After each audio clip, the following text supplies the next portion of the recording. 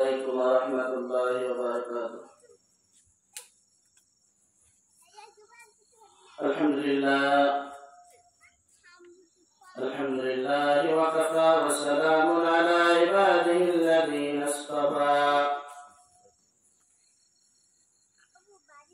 أما بعد فأعوذ بالله من الشيطان الرجيم. بسم الله الرحمن الرحيم.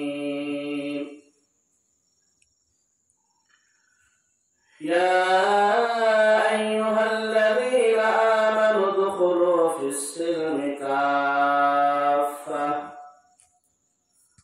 ولا تتبعوا خطوات الشيطان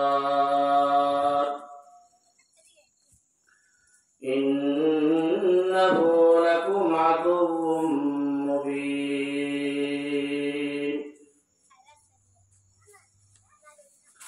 وقال النبي صلى الله عليه وسلم بلغوا عني ولو آية. আমরা সকলে একবার দুরূদ ইব্রাহিম পাঠ করি। আল্লাহ তাআলা রহমত 10 গুণ বেড়ে যাবে। اللهم صل على محمد وعلى آل محمد كما صليت على إبراهيم وعلى آل إبراهيم إنك حميد مجيد. اللهم بارك على محمد وعلى آل محمد كما باركت على إبراهيم وعلى آل إبراهيم إنك حميد مجيد.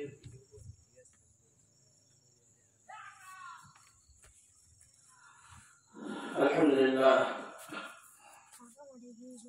আল্লাহ তাবারক ওয়া তাআলার দরবারে লাখ কোটি শুকর ও সুজুদ যে রব্বে কারীম আপনাকে আমাকে দুনিয়ার সমস্ত ঝামেলা থেকে ফারিগ করে দামি একটা মজলিস তথাপি জান্নাতের বাগিচায় আসার মতো বসার মতো তৌফিক দান করছে।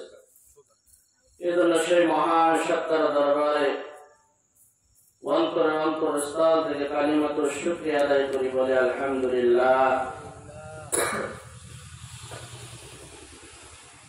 আল্লাহ তাআলা বলেন লাইন শাকারতুম লাযিদান্নাকুম ওয়া লাইন কাফারতুম ইন্না আযাবি লাশাদীদ। যখন আমার বান্দা আমার নেয়ামতের শুকরিয়া আদায় করে, মালিক বলে আমি আমার বান্দার নেয়ামতকে বাড়াই দিই। আর যখন আমার বান্দা আমার নেয়ামত ভোগ করে আর ভোগ করার পরে না শুকরিয়া আদায় করে না, মালিক বলে আমি আল্লাহ তাআলা ওই নেয়ামতকে ছিনিয়ে নিয়ে যাই এবং কঠিন আযাবের ভিতর গ্রেফতার করি, বলেন নাউযুবিল্লাহ। এই জন্য মেরে দোস্ত আর বুজুর্গ, আল্লাহ তাআলা আপনাকে আমাকে যে হালাতেই রাখেন না কেন সে হালাতেই মালিকের শুকরিয়া আদায় করতে থাকা। কথা বলে ঠিক কি? মালিকের শুকরিয়া আদায় করলে কি হবে?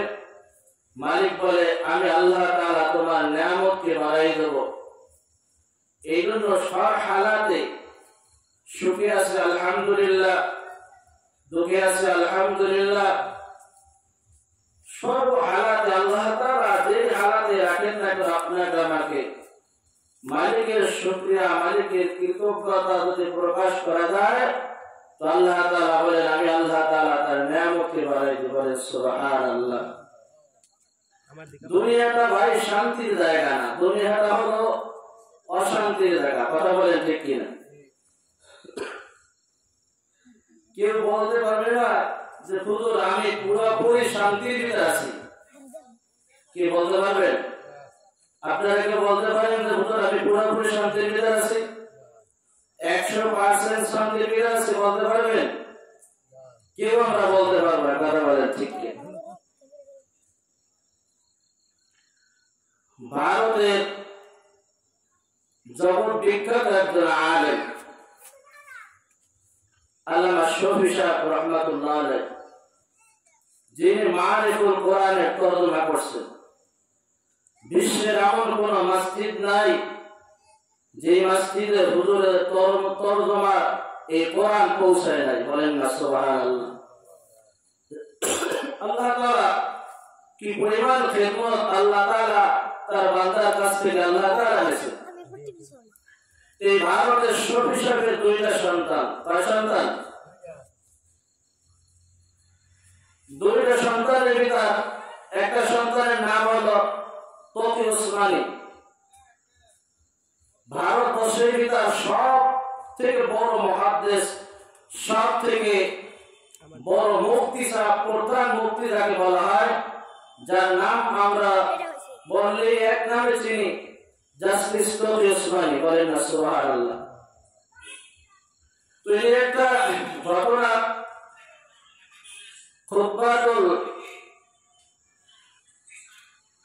খুতবাতুল হাকিমের কারণে বয়ান করতেছে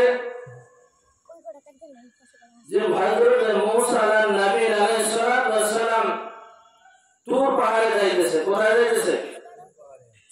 তুর পাহাড়ে আল্লাহ তাআলার হুকুম, শরীয়ত, আল্লাহ তাআলা যে বিধান নাযিল করবেন, এই শরীয়ত আনার জন্য পয়গম্বর মূসা আলাইহিস নবী আলাইহিস সালাতু ওয়াস সালাম তুর পাহাড়ে যাইতেছে। মূসা আলাইহিস নবী আলাইহিস সালাতু ওয়াস সালামকে বলা হয় মূসা কালিমুল্লাহ, ইব্রাহিমকে বলা হয় ইব্রাহিম খলিলুল্লাহ, মুহাম্মদকে বলা হয় মুহাম্মাদুর রাসূলুল্লাহ সাল্লাল্লাহু আলাইহি ওয়াসাল্লাম। কথা বলে ঠিক কি? তো এই মূসা পয়গম্বর যখন তুর পাহাড়ে যাইতেছে, যাওয়ার পথে তার এক উম্মত বলতেছে, হুজুর আপনি তো আল্লাহ তাআলার কাছে যাইতেছেন, আল্লাহর সাথে কথা বলার জন্য তুর পাহাড়ে যাইতেছেন, কথা বলার শেষে আমার একটা আবদার রাখবেন। আমি দুনিয়াতে বড় অশান্তির ভিতর আছি। কিসের ভিতর? আল্লাহ তাআলা যেন আমার একটু শান্তির ফয়সালা করে। কি করে? শান্তির ব্যবস্থা করে। দুনিয়াতে আমি বড় কষ্টে আছি, বড় মুসিবতে আছি, মালিক যেন আমার একটু শান্তির ব্যবস্থা করে। মূসা পয়গম্বর আলাইহিস সালাতু ওয়াস সালাম তুর পাহাড়ে গেছে আল্লাহ তাআলার সাথে দিদার করার জন্য, কথা বলার জন্য। তো আল্লাহর কাছ থেকে শরীয়ত আনার পরে মূসা পয়গম্বর সব কথা বলার পরে তার উম্মতের ব্যাপারে আল্লাহর কাছে একটু আরজি পেশ করলেন। কি বললেন? বললেন, হ্যাঁ আল্লাহ, আমার এক উম্মত বড় মুসিবতে আছে, বড় কষ্টে আছে, আপনি একটু শান্তির ফয়সালা করেন। পয়গম্বর মূসা নবী আলাইহিস সালাতু ওয়াস সালাম যখন আল্লাহ তাআলাকে ডাক দিয়েছেন, আয়া আহকামুল হাকিমিন, আমার উম্মত বড় কষ্টে আছে, আমার উম্মত অশান্তি আছে, অশান্তিতে ভিতর আছে, আর আমি নবী, আমার উম্মত কষ্টে থাকবে, আমি নবী তো তা সহ্য করতে পারি না। কথা বলেন ঠিক কিনা? হায় আল্লাহ, আপনি একটু শান্তির ব্যবস্থা করে দেন। মূসা পয়গম্বর যখন আল্লাহ তাআলাকে ডাক দিয়ে বলতেছে, আল্লাহ তাআলা আরশের মালিক বলতেছে, পয়গম্বর আমি কি তার পুরোপুরি শান্তির ব্যবস্থা করব না অর্ধেক শান্তির ব্যবস্থা করব? বলেন তো, যদি দুনিয়ায় কেউ বলে যে ভাই তোমার আমি পুরোপুরি কি শান্তি দেব না অর্ধেক দেব, অর্ধেক দেব, আপনি আমি কি বলবো? আপনি পুরোটাই দিয়ে দেন। কথা ঠিক কিনা? মূসা নবী আলাইহিস সালাতু ওয়াস সালাম আল্লাহ তাআলাকে ডাক দিয়ে বলতেছে, হ্যাঁ আল্লাহ, আমি তো উম্মতের দরদ, আমি তো উম্মতের কষ্ট বুঝি। জনাবে মুহাম্মদ রাসূলুল্লাহ সাল্লাল্লাহু আলাইহি ওয়াসাল্লাম আল্লাহু আকবার পর্যন্ত উম্মতের জন্য কান্দে, কথা বলেন ঠিক কিনা? তো এই নবীর জন্য উম্মতের জন্য কি কোন কষ্ট আছে না নাই? উম্মতের জন্য নবীর কষ্ট আছে বিদায় রওজা আথারে বসে এই উম্মতের জন্য এখনো কান্নাকাটি করে, কথা বলেন ঠিক কিনা? আল্লাহু আকবার। শুধু কি তাই না? শুধু কি তাই না? আল্লাহু আকবার। কিয়ামতের ময়দানে কঠিন মুসিবতের সময় এই সূর্যটা সাত আসমানের উপর, আল্লাহু আকবার, এই সূর্যটা যখন মানুষের আধা হাত বা এক বিঘাত মাথার কাছে আসবে, জমিনটা হয়ে যাবে তামাম। আল্লাহু আকবার। মানুষ শুধু হাসরের ময়দানে পাগল হয়ে যাবে, ছোটাছুটি করবে। প্রথমে সমস্ত উম্মাতরা কি করবে? হাসরের ময়দানে যত মানুষ আছে দোস্ত সবাই জমায়েত হয়ে বাবা তোমার নবী আলাইহিস সালাতু ওয়াস সালামের কাছে যাবে। বাবা, আপনি তো আমাদের আদি পিতা, আপনি একটু শাফাআত করেন, তাড়াতাড়ি শাফাআত করে আল্লাহ তাআলার কাছ থেকে হিসাব নিকাশের ব্যবস্থা শুরু করে। আল্লাহ তাআলার কাছে বলেন, আল্লাহ তাআলা হিসাবের কাজটা শুরু করে। এই কঠিন মুসিবতের সময় এই হাসরের আযাব আমরা আর সহ্য করতে পারি না। হয়তো বা জান্নাত, হয়তো বা জাহান্নাম। আল্লাহ যদি কপালে জান্নাত লেখা থাকে হয় জান্নাতে চলে যাব, যদি জাহান্নাম কপালে লেখা থাকে জাহান্নামে যাইব। কিন্তু এই হাসরের ময়দানের আযাব আর আমরা সহ্য করতে পারি না। সমস্ত হাসরবাসীরা একদলে বাবা তোমার নবী আলাইহিস সালাতু ওয়াস সালামের কাছে যায় সুপারিশ করার জন্য আল্লাহ তাআলার কাছে দরখাস্ত করবে। আদম বলবে, আজকে আমি আল্লাহ তাআলার সাথে কথা বলার কোনো শক্তি রাখি না। যাও তোমরা ঈসা নবীর কাছে যাও, মুসা নবীর কাছে যাও। মুসা নবীর কাছে বলবে, তাড়াতাড়ি আপনি একটু শাফাআতের ব্যবস্থা করেন, আল্লাহ যেন হিসাব নিকাশটা শেষ করে। আল্লাহ যদি জান্নাতে যায় জান্নাতে পাঠায়, যদি জাহান্নামের উপযুক্ত হয়ে যায় তাহলে জাহান্নামে পাঠায় যায়। হাসরের এই কঠিন আযাব আর গজব আমরা সহ্য করতে পারি না। এইরকম ভাবে প্রত্যেক নবীর কাছে ছোটাছুটি করবে, কেউ শাফাআত করার সুযোগ রাখবে না। শেষে পয়গম্বর ঈসা নবী আলাইহিস সালাতু ওয়াস সালামের কাছে সমস্ত গোটা হাসরবাসীরা যায় বলবে, তার কাছে যায় বলবে, আপনি একটু শাফাআতের ব্যবস্থা করেন। ঈসা নবী আলাইহিস সালাতু ওয়াস সালাম বলবে, আজকের দিনে আজকে শুধু একমাত্র কেবলমাত্র ওই একজনের শাফাআত আল্লাহ তাআলা কবুল করবেন, যিনি হলেন জনাবে মুহাম্মদুর রাসূলুল্লাহ সাল্লাল্লাহু আলাইহি ওয়াসাল্লাম। এই ব্যক্তি যদি শাফাআত করে তখন আল্লাহ তাআলা হিসাবের কাজটা শুরু করবে, বলেন না সুবহানাল্লাহ। তো এই পয়গম্বর কিন্তু কিয়ামতের ময়দানে এই উম্মতের জন্য শাফাআত করে, কথা বলেন ঠিক কিনা? ও দোস্ত, প্রত্যেকটি নবীর কাছে প্রত্যেকটি উম্মতের দাম অনেক বেশি ছিল, কথা বলেন ঠিক কিনা? যেমন প্রত্যেকের মায়ের কাছে পিতার কাছে সন্তানের দাম যেরকম ভাবে, কথা বলেন ঠিক কিনা? পয়গম্বর মুসা নবী আলাইহিস সালাতু ওয়াস সালাম বলতেছে, আল্লাহ যেহেতু আমার উম্মত কষ্টে আছে, মুসিবতে আছে, তাহলে আমার উম্মতকে আপনি পুরোপুরি শান্তিতে রাখেন, পুরোপুরি শান্তি দিয়ে দেন। আল্লাহ তাআলা দোয়া কবুল করছে। কি করছে?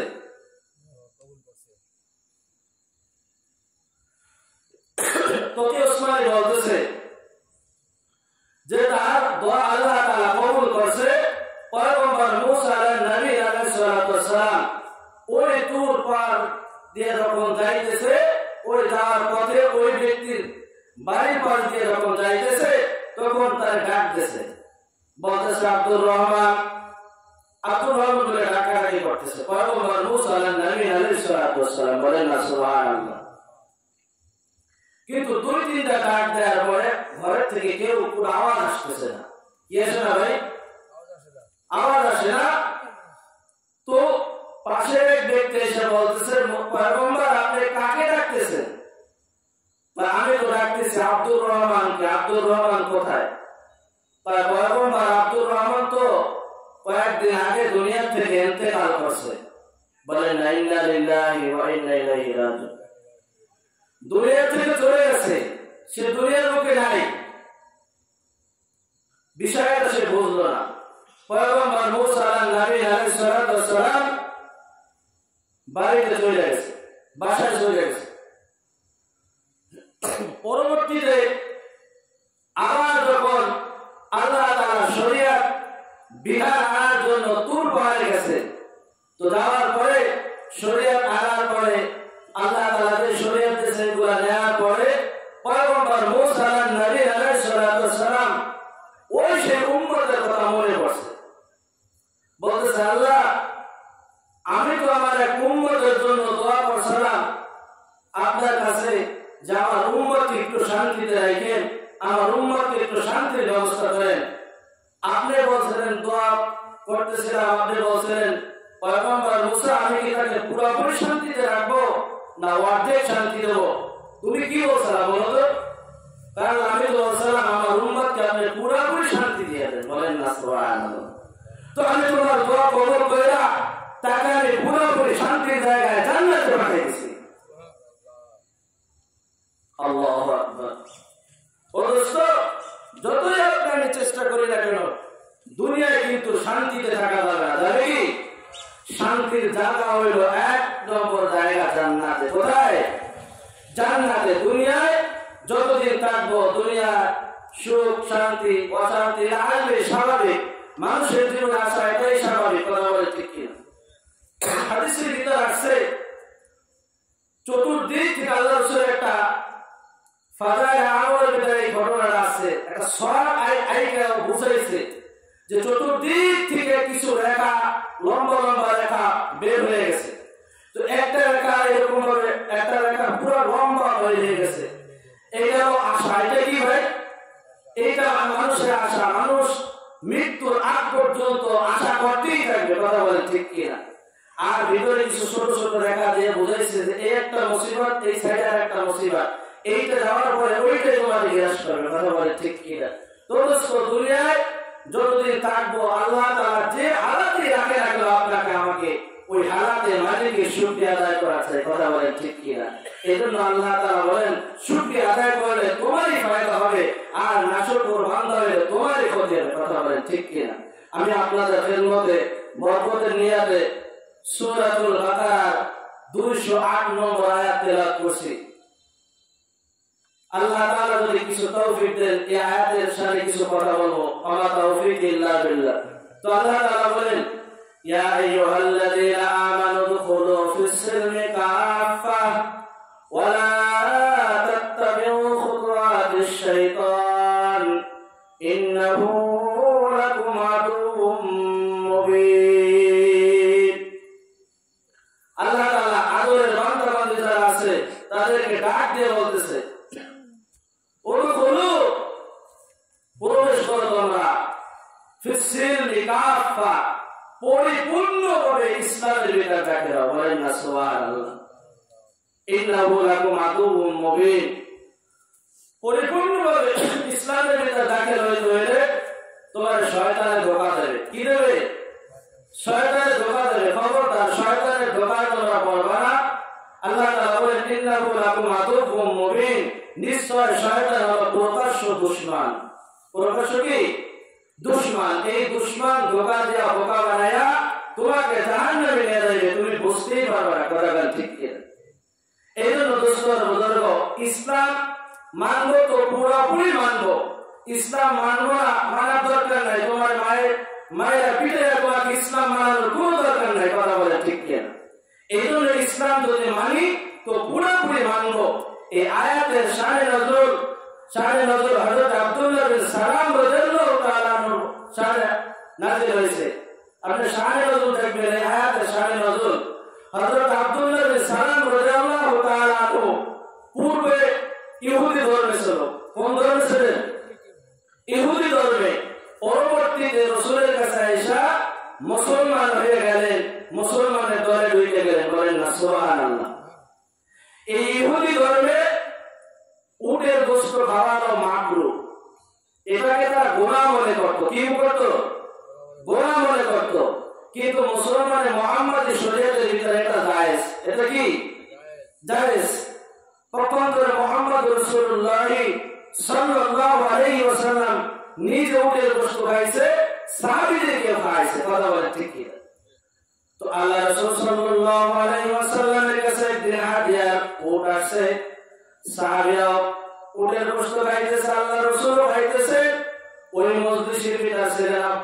সালাম রাদিয়াল্লাহু তাআলা আনহু অদস্ত ভালোভাবে খেয়াল করি, দিলের কান দিয়ে শুনি। হেদায়েতের মালিক আল্লাহ, আল্লাহ চাইলে হেদায়েত দিতে পারে, কিন্তু হেদায়েত কোন বক্তার হাতে না, কোন পীর হাতে না, কোন নবীর হাতে না, কোন পয়গম্বরের হাতে আল্লাহ তাআলা হেদায়েত দেন নাই। কথা বলেন ঠিক কিনা? আল্লাহ তাআলা বলেন ইন্নাকা লা তাহদি মান আহবাবতা, হেদায়েতের চাবি একমাত্র আমি আল্লাহ তাআলার হাতে। আমি যাকে আল্লাহ তাআলা হেদায়েত দেব সেই শুধু হেদায়েত পাবে। আর তোমরা যারা হেদায়েতের দোয়া করো, যদি তার কপালে হেদায়েত না থাকে, আমি আল্লাহ তাআলা তাকে হেদায়েত না দিলে তোমরা কেউ হেদায়েত দিতে পারবে না। কথা বলেন ঠিক কিনা? যদি হেদায়েতের দায়িত্ব, হেদায়েত যদি নবীদের হাতে থাকতো, তাহলে মুহাম্মদুর রাসূলুল্লাহ সাল্লাল্লাহু আলাইহি ওয়াসাল্লামের দাওয়াতে চাচা কালিমা পড়ে মুসলমান হয়ে যাইত। কথা বলেন ঠিক কিনা? এর দ্বারা আমরা বুঝলাম হেদায়েতের মালিক কে? আল্লাহ। কথা বলেন ঠিক কিনা? হযরত আব্দুল্লাহ বিন সালাম রাদিয়াল্লাহু তাআলা আনহু ওই মজলিসে উপস্থিত, সাহাবীরা ওদের গোশত খাইতেছে, রাসূল খাইতেছে। আব্দুল্লাহ বিন সালাম রাদিয়াল্লাহু তাআলা আনহুকে বলতেছে, হে আব্দুল্লাহ, তুমি উটের গোশত খাও। বলতেছে, ইয়া রাসূলুল্লাহ, ইয়া হাবিবাল্লাহ, আমি যখন শুরুর প্রথম ধর্মে ছিলাম, আমি সর্বপ্রথম ইহুদি ধর্মে ছিলাম। আমাদের ইহুদি ধর্মের কিতাবের ভিতরে লেখা আছে উটের গোশত খাওয়া যাইবে না। এটাকে আমরা গুনাহ মনে করতাম, তাই আমি খাইতে পারতেছি না। ইয়া রাসূলুল্লাহ, ইয়া হাবিবাল্লাহ, এরপর আমি যখন মুসলমান হয়েছি, মুসলমানের কিতাবের ভিতরে এটা লেখা আছে খাওয়া জায়েজ। আমি কিন্তু রাসূল, আমি এটাকে অস্বীকার করি না, আমি এটাকে জায়েজ মনে করি। আল্লাহ রাসূল, আমি যেহেতু পূর্বে ধর্মে ছিলাম, এই জন্য ওই ধর্ম থাকার কারণে আমি ওটাকে মাকরুহ মনে করছি। আমি এই জন্য খাইতে আমার কাছে একটু শখ লাগে। কি লাগে? যেমন কাশিমের গোশত, কাশিম ওইটা হিন্দুরা খায়, এইটা খাওয়া কি বলেন তো? মাকরুহ। হারাম এক জিনিস, মাকরুহ আরেক জিনিস। কথা বলছে কি না? হারাম তো টোটাল হারাম, যেমন সুদ খাওয়া হারাম, ঘুষ খাওয়া হারাম, এগুলো পুরো হারাম, এটা খাওয়াই যাবে না, দাঁড়ের কাছেও ধরা যাবে না। কথা বলছে কি না? এটা টোটাল হারাম। আরেকটা হলো মাকরুহ, খাইলে কি হবে? গুনাহ হবে, ছোট গুনাহ হবে। কি গুনাহ হবে? ছোট গুনাহ হবে। আমাদের কাছে যদি যত বড় ভালো অবশ্যই হোক না কেন, সে যদি কাশ্মীরের গোশত পাক করে আনে, বলেন তো কেরা কেরা খাবেন? কেউ খাবে না। খাবে? কারণ ওটা আমরা কি করি? গুনাহ মনে করি। কথাটা ঠিক কিনা? ঘৃণার চোখে দেখি। কথা বলে। কিন্তু আব্দুল্লাহ বিন সালাম বলতেছে, ইয়া রাসূলুল্লাহ, ইয়া হাবিবাল্লাহ, আমি এটাকে হারাম মনে করি, আমি এটাকে জায়েজ মনে করি, কিন্তু আমার খাইতে একটু শখ লাগতেছে, এই জন্য আমি খাইতে পারি না। সাথে সাথে আমার আল্লাহ তাআলা আয়াত নাযিল করেছেন, ইয়া আইয়ুহাল্লাযীনা আমানু দুখুলু ফিস-সিলমি কাফা ওয়া লা তাত্তাবিউ খুতুওয়াতিশ শাইতান ইন্নাহু লাকুম আদুউম মুবিন। হে আব্দুল্লাহ বিন সালাম, তুমি হালালকে হালাল জানলে হকাত হইবে না, হালালকে হালাল খায়া প্রমাণ করাই দিতে হবে যে এইটাই হালাল। কথা বলেন ঠিক কিনা? ও দোস্ত, আব্দুল্লাহ বিন সালাম কিন্তু এটাকে হারাম মনে করে নাই, এটাকে জায়েজ মনে করছে। কথা বলেন ঠিক কিনা? আমার আল্লাহ তাআলা লৌহে মাহফুজ থেকে আয়াত নাযিল করে বুঝাই দিলেন, হালালকে হালাল জানলে কাজ হইবে না, হালালকে হালাল খায়া প্রমাণ করাইতে হবে। কথা বলেন ঠিক কিনা? এই জন্য মেরে দোস্ত, ইসলাম মতো চললে দোস্ত অটোমেটিক শান্তি এসে যাবে। কথা বলেন ঠিক কিনা? ইসলাম যেখানে শান্তি, সেখানে ইসলাম ঘরে নাই, ঘরের ভিতর অশান্তি। ইসলাম সংসদে নাই, সংসদের ভিতর অশান্তি। ইসলাম বাইরে নাই, বাইরে অশান্তি। ইসলাম যে জায়গা থাকবে না, ওই জায়গা থাকবে অশান্তি। খোদার কসম, যত শান্তির দোয়া করো দোস্ত, কোনোদিন শান্তি পাওয়া যাইবে না। কথা গান ঠিক কিনা? এই জন্য ইসলামের প্যাকেটের ভিতরে তুমি ঢুকে যাও, অটোমেটিক আমার আল্লাহ তাআলা তোমাকে শান্তির ব্যবস্থা করবে। কথা বলেন ঠিক কিনা?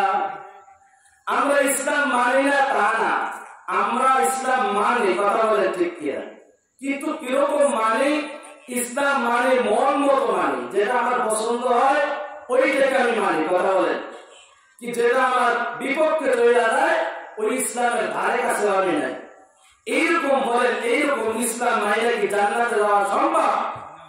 এক সেকেন্ডের জন্য জান্নাতে যাওয়া কোশ্চিন করা সম্ভব হইবে না। কথা বলেন ঠিক কিনা? কারণ মালিক বলছে ইসলাম মানো তো পুরাপুরি মানো। ইসলাম মানবা কিছু ছাড়বা, তা তো হতে পারে না, পারে? তাহলে কাজ হইবে না। এই জন্য পুরাপুরি ইসলাম মানতে হবে। আমরা ইসলাম দ্বারা মানি 3 কোয়ার্টারে। কি কোয়ার্টার? 3 কোয়ার্টার বলেন। 3 কোয়ার্টার ইদানিং যুবক ভাইরা আমার প্যান্ট পরে, এমন এক আধুনিক প্যান্ট বের হয়েছে যে প্যান্ট দিয়া যুবকের লজ্জাস্থান লাগে। কথা বলে ঠিক কিনা? উঠতে উঠতে উঠতে উঠতে হাঁটুর 4 আঙ্গুল নিচে, 4 আঙ্গুল নিচে উঠে গেছে। তো এই 4 আঙ্গুল নিচ পর্যন্ত উঠে গেছে হাঁটু, এটাই বলা হয় 3 কোয়ার্টার। এটা কি বলে? 3 কোয়ার্টার। আমরা ইসলাম মানি 3 কোয়ার্টারের ইসলাম মানি। কথা বলে ঠিক কিনা? কিন্তু কসম খোদা, এই 3 কোয়ার্টার ইসলাম দিয়া আল্লাহর জান্নাতে যাওয়া সম্ভব না। কথা বলে ঠিক কিনা? ছোট একটা মিসাল দিয়ে বলবেন, যুবক বিবাহ করার পরে শ্বশুর বাড়ি গেছে। কোথায় গেছে? শ্বশুর বাড়ি যাওয়ার পরে শ্বশুর তার উপহার হাদিয়া হিসাবে একটা প্যান্ট দিয়েছে। কি দিয়েছে? এই প্যান্টটা সাইজের 4 আঙ্গুল বেশি হয়ে গেছে, ঝুল বেশি হয়ে গেছে। এবার বাড়ি তাইরা দেখে যে প্যান্ট আমার শ্বশুর দিয়েছে, এই প্যান্ট যদি আমি পড়তে হইলে এই প্যান্টের উপর একটু মেহনত করা লাগবে। 4 আঙ্গুল মাপ দিয়ে কাইতে বাড়াইটা আবার সেলাই করলে পড়ার উপযুক্ত হয়ে যাবে। কথা ঠিক কিনা? তো এই যুবক যখন বিবাহ করে বউ নববধূকে বাসায় নিয়ে আসছে, আসার পরে বলতেছে, শোনো, তোমার বাপ যে আমার প্যান্ট হাদিয়া দিচ্ছে, উপহার দিচ্ছে, এই প্যান্ট তো আমি পড়তে পারবো না, কারণ এইটা টাকনুর নিচে চলে যায় 4 আঙ্গুল। আর এই জামানায় টাকনুর নিচে প্যান্ট পরলে মানুষ তো আহম্মক ছাড়া কিছুই বলবে না। কথা ঠিক কিনা? এই প্যান্ট যদি আমার পড়তে হয় তাহলে এর পিছনে মেহনত করতে হবে, দর্জির কাছে নিয়ে কেটে সেলাই করতে হবে। তোমাকে আমি বললাম তুমি এই প্যান্টটা 4 আঙ্গুল মাপ দিয়ে কাইটা সুন্দরভাবে সেলাই করে রাখো, আমি এসে কিন্তু পরে পড়বো, পরে ব্যবহার করবো। তো নতুন বিবাহ করছে, নতুন বউ দেখার জন্য সবাই আসছে। নতুন বাড়ি বউ দেখতে আসে না? নাই? আপনার এলাকায় আসে? জীবনে মানুষকে 3 বার দেখতে আসে। কয়বার? জীবনে হায়াতে 3 বার আসে। আর আত্মীয় হইলে তো একটু ঘুরে ঘুরে আসে, আর না পারে কমাস কম হায়াতে জিন্দিগিতে 3 বার আসে। একবার যখন জন্মগ্রহণ করে তখন আসে দেখতে। কথাটা ঠিক কিনা? নানটুর ঘোরা কিরম হয়েছে একটু যাই দেখি কি না? আবার এই নানটু যখন বড় হয়, নানটু বিবাহ করে, একটা পুত্রবধূ ঘরে আনে, এই বউ দেখার জন্য কিন্তু সবাই যায় কি যায় না? আর একটা দিন যায়, তোমাকে শেষ বিদায় জানাইতে যায়, অর্থাৎ জানাজা নামাজে তোমার হাজিরা দিতে যায়। কথা বলে ঠিক কিনা? তো অদস্ত বুজুর্গ, স্ত্রীকে দেখার জন্য অনেক মহিলা আসছে, ভিড় জমাইছে। স্বামী যে করতো একটা হুকুম দিয়েছে, ওই সাদার কথা মনে নাই। এবার স্বামী এসে তো এবার স্ত্রীর বকাবকি করতেছে, কি ব্যাপার, তুমি আমার কাজটা করো নাই? ওই দিন এই কথা এই সারি তার মা শুনছে, রান্না করেছিল বোন শুনছে। শোনার পরে বলতেছে, আমি তোমাকে শেষ করার মতো বলতেছি, দ্বিতীয়বার আর তোমাকে বলা লাগে না। আমি যেন দ্বিতীয়বার আইসা দেখে আমার প্যান্ট কাইটা সুন্দরভাবে সেলাই করে রাখছো, আমি যেন পড়তে পারি। এই কথা বইলা যুবক আবার বের হয়ে গেছে কাজে। আসার পরে এবার দেখে চিন্তা করে, মা চিন্তা করতেছে, ওই সন্তানের মা, যে আমার বেটা তো বেশি একটা সুবিধার না, আমার বেটা আইসা তো আবার বউমারে গালি গালাজ করবে। কথা ঠিক কিনা? তো এই কাজটা আমি করি, 4 আঙ্গুল মাপ দিয়ে সুন্দরভাবে। এবার মা কি করছে, প্যান্ট সেলাই করে ওই তাকে রাইখা দিয়েছে। বউ এবার চিন্তা করতেছে, ভাই তো বেশি একটা সুবিধার না, আইসা তো আবার বাড়ির বকাবকি করবে। যাই হোক, কাজটা আমি করি, 4 আঙ্গুল কাইটা সুন্দরভাবে সেলাই করে আমি ধুয়ে দিই। এবার চিন্তা করলো, প্রথম দিন তার পাইছে করাবেন ঠিক কিনা। এবার স্ত্রী চিন্তা করলো আমার স্বামী আসার আগে সুন্দরভাবে 4 আঙ্গুল মাপ দিয়ে কাইটা আমি তাকে রাইখা দিই। এবার স্বামী কাজের থেকে আসার পরে কাজকর্ম কমপ্লিট, এবার শ্বশুর বাড়িতে যাবে। কোথায় যাবে? শ্বশুর বাড়ি যাওয়ার জন্য কাপড় চোপড় যখন পড়ছে, জামা পরার পরে এবার সেই প্যান্টের কাছে গেছে, প্যান্ট পরবে। ওই প্যান্ট পরে গেলে তো শ্বশুর খুশি হবে, তারা ঠিক কিনা। এবার যাইয়ে দেখে যে প্যান্টের কাছে দেখে যাইয়ে দেখে যে সর্বনাশ।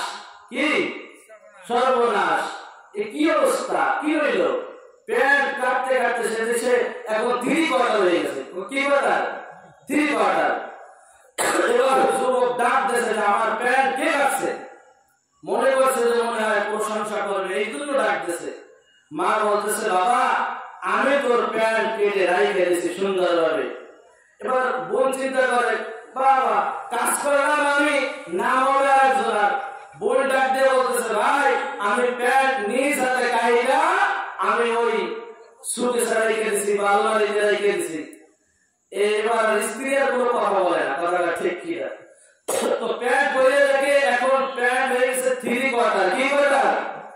3 কোয়ার্টার। এবার আপনারা বলেন এই প্যান্ট পরে কি শ্বশুর বাড়ি যাইতে পারবে? শ্বশুর বাড়ি গেলে কি বলবে মানুষ? বলবে আহম্মক, বোকা, তুই কোথা থেকে আসছিস? কথাটা ঠিক কিনা। অথচ ইসলাম মানি না আমরা তা না, ইসলাম মানি কিন্তু ওই রকম ভাবে মানি। কথাটা ঠিক কিনা।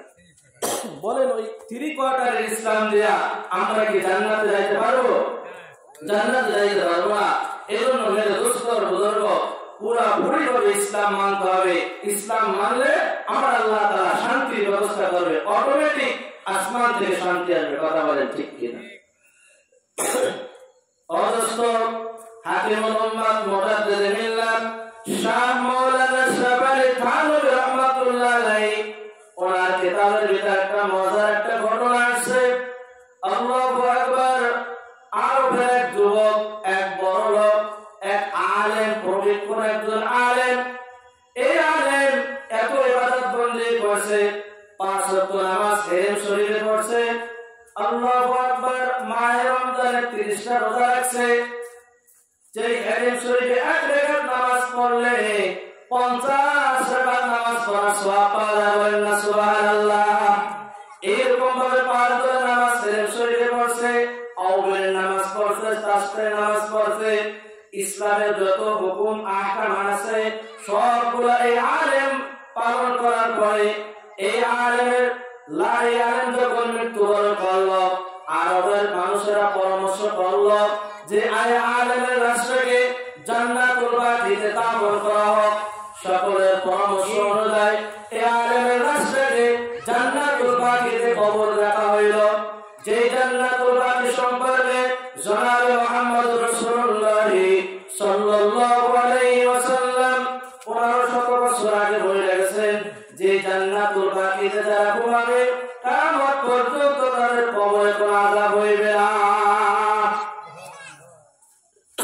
কি হবে না? আযাব হইবে না। জান্নাতুল বাকির আযাব আল্লাহ তাআলা মওকুফ করে রইবারে 10,000 সাহাবীর কবর আছে। বলেন না সুবহানাল্লাহ। অবশ্য এই আলেমের লাশ ওই জান্নাতুল বাকিতে রাখার জন্য পরামর্শ হলো। পরামর্শ অনুযায়ী তাকে আলেমের লাশ এখন ওই কবরে রাখবে। আরবের একটা নিয়ম আছে, যেই নিয়মটা আমরা বাংলাদেশের মানুষ মানি না। আরবের এক কবরের ভিতরে একাধিক কবর দেওয়া জায়েজ আছে। কি আছে? কিন্তু বাংলাদেশের ভিতরে তো ওইটা হয়, তাকে তো হইতে দেয় না। কথাটা ঠিক কিনা। কিন্তু হয়, ঢাকা হয় না, আজিমপুর গোস্তায় 6 মাস পর পর চার্জ দেয়। কি করে? হাড্ডি গুটি টোকাটুকি করে আবার নতুন কবরস্থানের ব্যবস্থা করে। কথাটা ঠিক কিনা। তদস্ত কিছুদিন আগে একটা মহিলা এই কবরে গেছে। এই মহিলাটাও ভালো আবেদা সালেহা মহিলা ছিলেন। তো আলেমরা পরামর্শ করে বললো যে এই মহিলার কবরের ভিতর ওই যুবকের লাশটাও দেওয়া হোক, ওই আলেমের লাশটাও দেওয়া হোক। এই সিদ্ধান্ত হয়ে গেল। আরবের মানুষেরা আল্লাহু আকবার সবাই পরামর্শ অনুযায়ী আলেমের লাশটা ওই কবরে দেওয়ার জন্য কবর যখন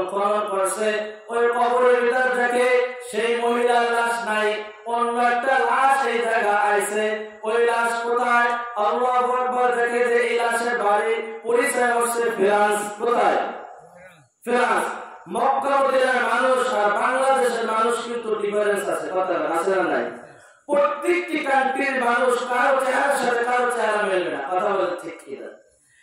কিন্তু তারা আশ্চর্য হয়ে গেল কিভাবে আল্লাহু আকবার, যে এই কিছুদিন আগে এই কবরের ভিতর এক আলেমের লাশ দাফন করা হয়েছে, সে আলেম কোথায় গেল? আলেমের লাশ আমরা খুঁজে পাইতেছি না। এই আলেমের লাশের কবরে একটা মহিলার লাশ চলে আসছে। তো এই মহিলার পরিচয় মক্কা মদিনার কোন মহিলার চেহারার সাথে মিশতেছে না। মনে হইতেছে যে এই মহিলার এই লাশের বাড়ি হলো ফ্রান্স। কোথায়? ওই বছরে এক হাজী সাহেব এই ঘটনা দেখা সময় গেছে হজের মৌসুম। কি সময়? হজের মৌসুম। এই দৃশ্য দেখার জন্য হাজার হাজার মানুষ ভিড় জমাইছে। তো ওই হাজী সাহেব, বাংলাদেশের ওই হাজী সাহেব ওই লাশ দেখে চিন্তা করেছে, বলতেছে তোমরা শোনো, এই লাশের পরিচয় আছে, এই লাশের রহস্য আমি বলি। বলেন না সুবহানাল্লাহ। বলতেছে হাজী সাহেব তোমার কাছে কিসের লাশের পরিচয় আছে? কিভাবে তুমি চেনো এই মহিলাকে? বলো। এই মহিলার বাড়ি হলো ফ্রান্স। কোথায়? ফ্রান্স। আমি একজন ফ্রান্সের যুবক ছিলাম। আমার খোদার জ্বালা মেটানোর জন্য এর বাপের বাসায় আমি কাজে ছিলাম। এর বাপ ছিল বড় খ্রিস্টান, খ্রিস্টানের বড় নেতা। এই ব্যক্তি একজন, এই মেয়ে আমার কাছে গোপনে গোপনে ইসলাম ধর্ম গ্রহণ করছে। মাঝে মাঝে সে সূরা কেরাত আমার কাছ থেকে শিখত, পড়তো। একদিন বলতেছে ওস্তাদ জি, আমার বাপের কাছে আমার ইসলামের কথা আমি ওপেন করে রাখি। আমি জোরে সোরে বলি আশহাদু আল্লা ইলাহা ইল্লাল্লাহু ওয়া আশহাদু আন্না মুহাম্মাদান আবদুহু ওয়া রাসূলুহু। আমি আমার ইসলামের কথা আমার বাবাকে জানাই দিই। এবার এই যুবক বলতেছে না না, তোমার বাপের কাছে জানানো যাবে না। তোমার বাপের কাছে যদি তুমি ইসলামের কথা ওপেন করে দাও, তোমাকেও ফাঁসির কাস্টে ঝুলাবে, আমাকেও হত্যা করবে। অর্থাৎ তুমি গোপনে গোপনে ইসলাম চালাই দাও, ইসলামের হুকুমগুলো তুমি পালন করতে থাকো। বলেন না সুবহানাল্লাহ। গোপনে গোপনে ইসলামের কাজ করতেছে। বড় বড় যে হুকুমগুলো আছে সেগুলো পারতেছে না। যেমন প্রকাশ্যভাবে নামাজ পড়তে পারে না, প্রকাশ্যভাবে রোজা রাখতে পারতেছে না, এইগুলো সে করতে পারতেছে না। অন্যান্য আমলগুলো সে ঠিকই আমল করতেছে।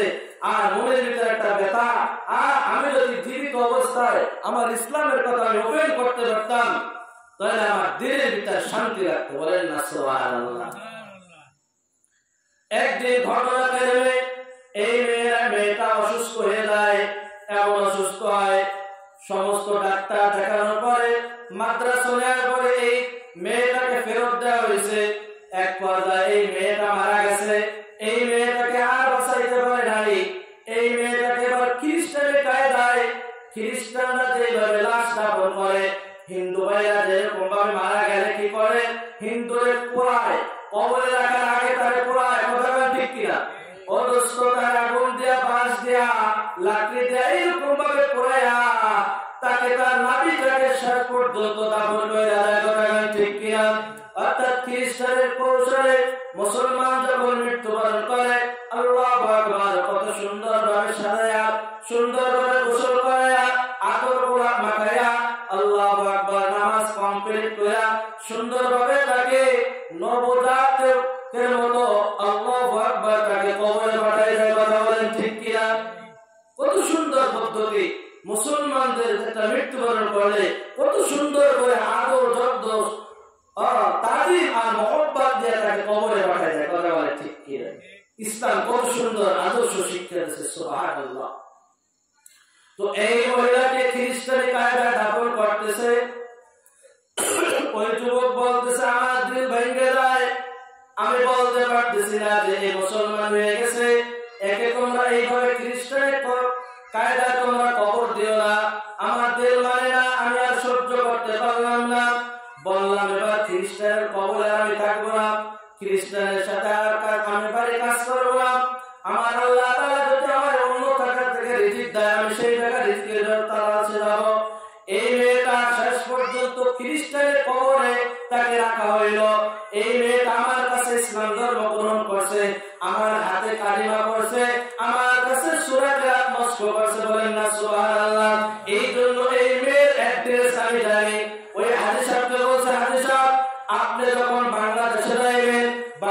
যায় সর্বপ্রথম আপনি ফ্রান্সে যাবেন, ফ্রান্সে যেয়ে দেখবেন ওই কবরের ভিতর কি আমাদের সেই হুজুরের লাশ আছে কিনা, আমাদের ইমাম সাহেবের লাশ এইরকম ভাবে দাঁড়িয়ে এইরকম ভাবে চেহারা, এইটা আপনি দেখবেন। দেখার পরে যদি হয় তাহলে আমাকে একটু টেলিফোন করে মদিনায় জানাই দেবেন, কথা ঠিক কিনা।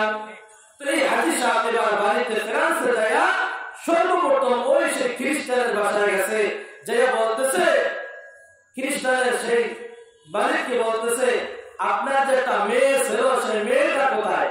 উনি তো সব জানে, কথা ঠিক কিনা, জানে কি জানে না। তারপরও কৌতূহল থাকছে, বলতেছে আমার মেয়ে তো মারা গেছে, তাহলে তো খ্রিস্টানের কায়দায় কবরে রাখা হয়েছে, আমি তো তার লাশ জান্নাতুল বাকিতে দেখে আসছি। বলেন না সুবহানাল্লাহ।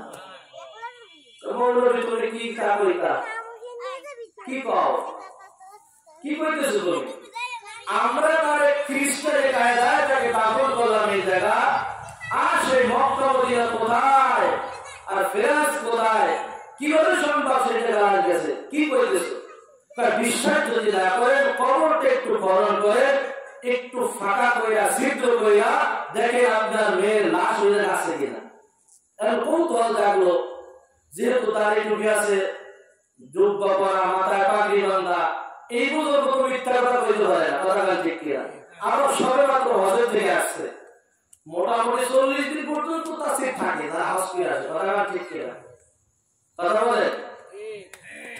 এই হজের 40 দিন মোটামুটি ভালো থাকে, আবার সেই আল হজ হয়ে যায়। আল হজ বলেন আজে আগে হজের আগেও মানুষের আল দিত, এখনো আল দেয়, এখনো কি করে আল দেয়। এই জন্য আমার নাম রাখছে আল হজ। ওর নাম কি? আল হজ। ও হজে যাওয়ার আগে আল দিচ্ছে, হজের তা আসার পরে এখনো মানুষের আল দেয়। এখন আজে আছে না নাই? মেসাল দেওয়ার সময় নাই। আমি যে ঘটনা বলতেছি এটা বলে শেষ করবো। এর নাম রাখছে আল হজ, আল দিয়ে বেড়ায়। আল্লাহ আমাদেরকে হেদায়েত দান করুন। তো এই হাজী সাহেবের চেহারা দেখা তো বলতেছে তাহলে আমরা একটু কবর খনন করি। তো কবর খনন করার পরে দেখে যে তার মেয়ের লাশ নাই, এই লাশটা মনে হইতেছে যে মক্কা মদিনার একটা লাশ। কোথায় লাশ? মক্কা মদিনার লাশ। কিন্তু তারা সবাই আশ্চর্য করে কি ব্যাপার, মা হাজার সেই একই ব্যাপার, আল্লাহু আকবার কাবিরা। তো আল্লাহু আকবার তো বলতে পারে না যে মালিক কি করছে, আল্লাহ কি করছে, রব কি করছে, কথাটা ঠিক কিনা। আল্লাহু আকবার কাবিরা। আল্লাহ তাআলা সব থেকে বড়, আল্লাহু আকবার। এই মেয়ের অন্তরের ভিতরে ছিল ইসলামের মহব্বত আর ভালোবাসা। এই জন্য আল্লাহ তাআলা ও যুবক ভাইরা তোমার অন্তরের ভিতর আজকে কার মহব্বত ঢুকাইছো? আমার রাসূল বলতেছে আল্লাহর উম্মান আহাব্বা, যে যাকে মহব্বত করবে কিয়ামতের ময়দানে সে তার সাথে হাসর নাসর হয়ে যাবে, কথা বলেন ঠিক কিনা। ও যুবক ভাই তোমাদের পায়ে হাত রেখে বলতেছে ফেরো, তোমরা ফেরো। শোনো ঘটনা থেকে তোমরা হেদায়েতের নিয়াতে তোমরা আমল করা শুরু করো। ও দোস্ত, এই মক্কা মদিনার এই আলেম কি করছে? ইসলামের সমস্ত হুকুম গুলা মানছে, কথা বলেন ঠিক কিনা। সব হুকুম মানার পরে তার কবরটা জান্নাতুল বাকিতে দেওয়ার পরেও তার লাশ আল্লাহ তাআলা কুদরতি ভাবে লাঠি দিয়া ওর আমলগুলা কবুল না কইরা ওই খ্রিস্টানের জায়গায় আনছে। আর খ্রিস্টানের মেয়ের লাশ, যেহেতু খ্রিস্টানের মেয়ের ভিতর ছিল ইসলাম আর দিনের মহব্বত, কথা বলেন ঠিক কিনা।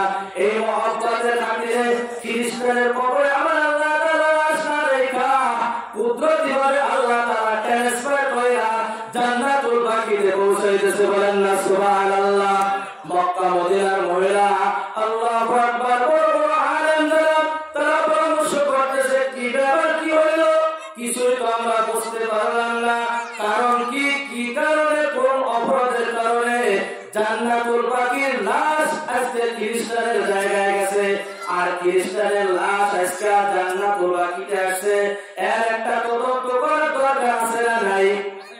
কোন বেআমলের কারণে এই লাশ ওই জায়গা গেল? এবার বলতেছে বলো তো অমুক আলেমটা কেমন ছিল, অমুক আলেম কেমন ছিল?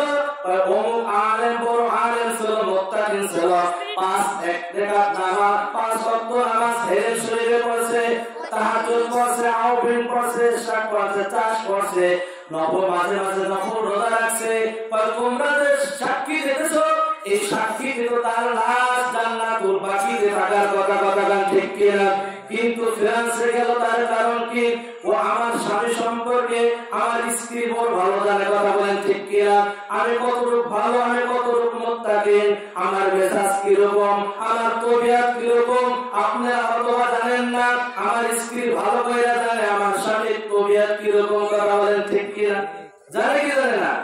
আপনারা তো বড় হুজুর মনে করেন, কিন্তু আমার স্বামী স্ত্রী জানে কত বড় হুজুর, কথা ঠিক কিনা? সর্বশেষ সাক্ষী নেওয়ার জন্য এবার তার স্ত্রীর কাছে বলতেছে, বোন আমার বলো তো তোমার স্বামী সম্পর্কে একটু বলো, তোমার স্বামী কিরকম ছিল? আমার স্বামীর মতো মক্কা মদিনায় আর একজন স্বামী ওই রকম ভাবে কোন নারী পাইছে কিনা তা আমার সন্দেহ। আমার স্বামী এত বড় আলেম ছিল, এত বড় মুত্তাকিন ছিল, 5 বেলা নামাজ শরীরে পড়ছে, আল্লাহু আকবার, ফাঁকে ফাঁকে নফল রোজাও সে রাখছে। কিন্তু বলতেছে তুমি যে সাক্ষী দিতেছো এই সাক্ষী দিল তার লাশ জান্নাতুল বাকিতে থাকার কথা গান ঠিক কিনা? কিন্তু তার লাশ খ্রিস্টানের জায়গায় গেছে কেন? কারণ কি? ওই মেয়েটা ফুপাই কাঁদতেছে আর বলতেছে হুজুর একটা গোপন কথা না বললে নাই, মনে হয় সেই কারণে আমার আল্লাহ তাআলা নামাজ কবুল করে নাই, হজ কবুল করে নাই, হেরেম শরীফের নামাজ কবুল করে নাই, নফল রোজা আল্লাহ কবুল না কইরা সবগুলা উড়াই দিয়া লাথি মাইরা আল্লাহ তাআলা তার ওই খ্রিস্টানের জায়গায় এনেছে। তার রহস্য হলো এইটা, হুজুর স্বামী স্ত্রী মিলন করার পরে, জিনা করার পরে স্বামী স্ত্রী যখন এক বিছানায় থাকে, যখন জিনা হয়, সহবাস করে স্বামী স্ত্রী একসাথে থাকে, তখন জিনা হয়ে গেলে গোসল ফরজ হয়ে যায়, কথা বলেন ঠিক কিনা? মুসলমানের যখন গোসল ফরজ হয় তখন এই তাৎক্ষণিক গোসল করতে হয়। ওই আমার স্বামী যখন গোসল করতে যাইত বারবার একটা কথা বলতো, আমার ইসলামের সব ভালো লাগে কিন্তু এই ইসলামের এই জিনিসটা আমার ভালো লাগে না। স্বামী স্ত্রী মিলন করলাম, এখন আবার কিসের গোসল? এখন তো ওযু করলেই পাক হয়ে গেল। এইখানে খ্রিস্টানরা যত মেলামেশা করে, স্বামী স্ত্রী জেনা করে, খ্রিস্টানের কোনো গোসলের দরকার নাই, কথা ঠিক কিনা? কিন্তু এইখানে ওই আলেম বলতেছে এইখানে আমার এই ইসলামের এই জিনিসটাই দলিলটা আমার পছন্দ হলো না, বলেন নাউজুবিল্লাহ। এইখানে আমার খ্রিস্টানের ইসলামটা আমার ভালো পছন্দ হয়, কারণ কি স্বামী স্ত্রী মেলামেশার করার পরে গোসল ফরজ হলে তার গোসল করা লাগে না, এই জিনিসটা আমার কাছে খারাপ লাগে। শীতের মৌসুমে এই ঠান্ডা পানি দিয়া কিভাবে গোসল করবো, কথা গান ঠিক কিনা? আছে না নাই? এমন লোক আছে না? আছে না নাই?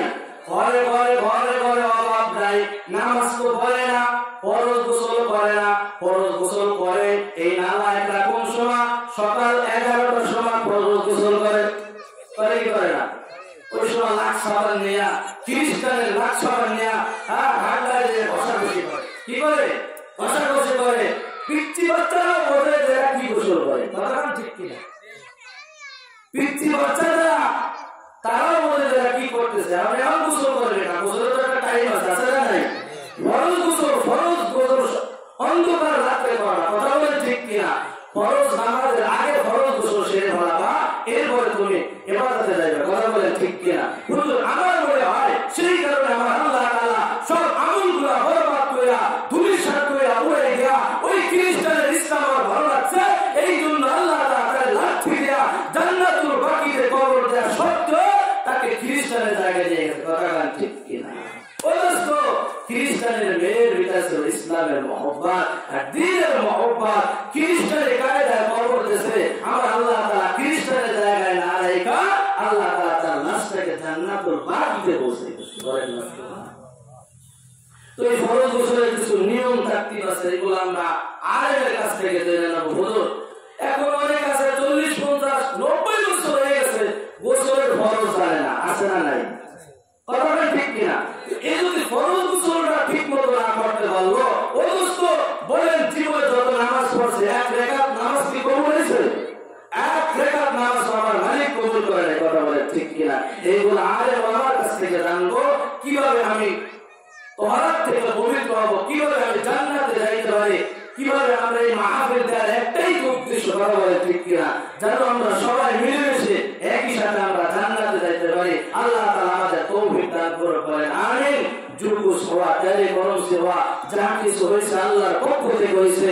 আল্লাহ তাআলা বলার তৌফিক দিয়েছে, তাই কিছু কথা মুরব্বিদের কথা নকল করে আপনাদেরকে শুনাইলাম। আল্লাহ তাআলা সর্বপ্রথম জরুরি অগমকে আমল করার তৌফিক দান করে, যারা শুনলাম প্রত্যেককে আমল করার তৌফিক দান করবেন আমিন।